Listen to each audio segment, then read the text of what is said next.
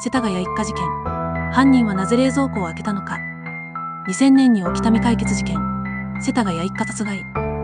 犯人は長時間現場に泊まり、冷蔵庫の食べ物を口にした痕跡まであった。これはただの凶器ではなく、自分の存在を残すことが目的だった可能性がある。つまり犯人は捕まっても構わない人物か、あるいは見えない誰かへのメッセージを残したのではないか。